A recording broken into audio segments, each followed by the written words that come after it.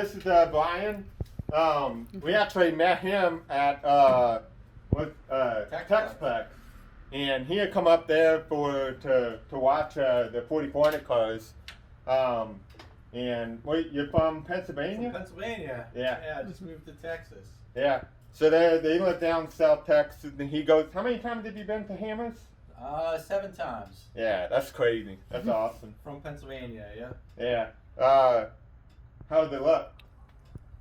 They play low? It's at the bottom of the safe, so you could probably use a little bit. Yeah. So he came over. We went wheeling once, and he's got a pretty badass JK. He's got a lot of good parts on it. And he's coming out to Hammers again, I believe, this year, and he'll be helping out and watching and having a good time with all of us. So pretty cool. Just wanted to introduce you to him too. Get the car to the finish line. Yep. Get the car to the start line. Now we jinxed this now. Yeah, first goal first. Yeah. That was the first goal last year. Yeah. Yep. Cool.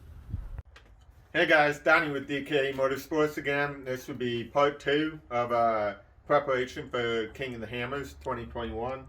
So the last time, I think we had the motor in. We had just stabbed it in. Immediately after that video, we quickly realized that we had actually put the torque converter in wrong, and we were trying to crank the motor over to get top dead center so we could put the distributor and everything in. And yeah, it was all locked up, so we had to pull the transmission out, reclock, get the torque converter correctly onto the transmission, and then stab it all back in. That was super fun. Wish we could do that again.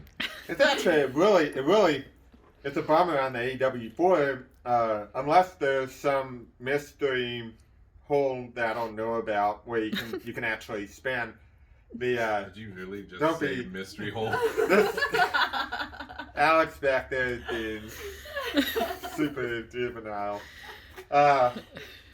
But I mean, like, there's no way to spin the torque converter, so he had to like take a screwdriver into the bottom of the transmission. I can only see. The starter hole, right? No, I actually had to go in through the bottom of the transmission, and I could barely see like the nubs of the torque converter, and like one at a time, spinning around. But we got it, so we got it all tightened up, and that was all good. We were able to get the distributor in, but when we went to fire it, the first time, like, it fired once, it was open header, it scared the crap out of Lance. Legitimately. Yeah.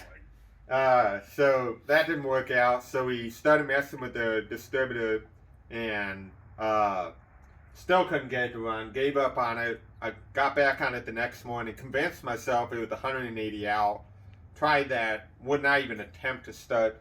So went back around and then just kind of started, which I had that issue before in the past where you just kind of had to hunt for it, and so that's what I did, and it fired right up. So we checked it, and then that's kind of what we've been doing today. We got the core support back in, the radiator back in, and kind of started buttoning everything up.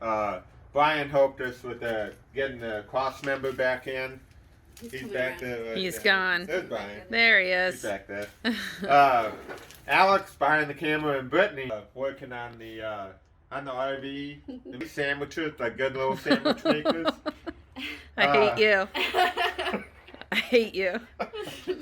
Clearly, Donnie's winning points right now. We're all holding it now. I know where you live. That was a W. So we started turning the motor out and checking for leaks and all that kind of good stuff. We had some fuel filters leaking at first, and then the thermostat was leaking, and I guess we had the wrong gasket. I don't know what was going on. No, the gasket was behind the thermostat. Ah, yeah, that's what it was. Yeah, don't do that. That doesn't work like that. So crazy. Yeah. So you can see there, like we were talking about before. When we really started firing it up, the dipstick, where it actually goes into the block, was hitting the crank, because it's a stroker motor now with the 4.7, so it's got a bigger crank in it. And which I didn't think was an issue, but it obviously was. I mean, it was clearly, like I'll show you here in a second, was clearly hidden. So, like he showed you, we've got the dummy dipstick to make sure that it's not going to contact the crank. And then when we actually want to check the fluid, we've got the real dipstick so that we can check that. So, I mean, looking pretty good. I mean, we're really, it looks like it might be far away, but we're really not at this point. It's getting the drive shafts back in, putting the coil back in, rebuild the bunch shocks with nitrogen, put the hood back on, and Door back on, wire up some cameras, yeah, and then there's not much. yeah. There's some little odds and ends that I still want to do. I mean, I still got to check some rod end and some of the suspension components. Maybe replace the ball joints. I don't know. Might just send it on them. We'll see. But we'll definitely check them out and see how they feel. Yeah. So this is number 2. I believe in 3, you'll probably see this thing completely back together, running, driving, maybe talking about some of the spare parts that we're putting together for it. I really want to get like some kind of a box or something, like figure out like I saw you bought some she bought some Tackle boxes. yeah, tackle boxes. So this is a pretty cool idea. We can put some of our spare parts in here, the small sensors and whatever. So that's a great idea. Thank you, Alex. Brittany. No problem. We almost lost our lives today, but that's okay. Hey, that's a whole nother story. Yeah. Yeah. I mean, do you have anything else to add? Not that I can think of. No. Yeah. And then we got that piece of crap over there, which I don't plan on touching at all. Still gonna good. Outwheel just about everything at the hammers. But but yeah, so video 3 will be us kind of packing, showing you some of that stuff.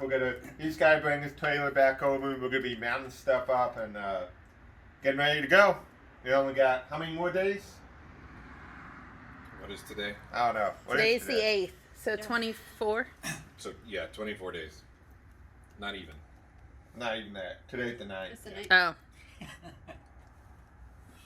Whatever. Time flies when you're having How many days is that? Huh? This is a great ending, guys. This is like, you like 17 wrapped it up nice and tight. Good job. Yeah. See you on the lake bed.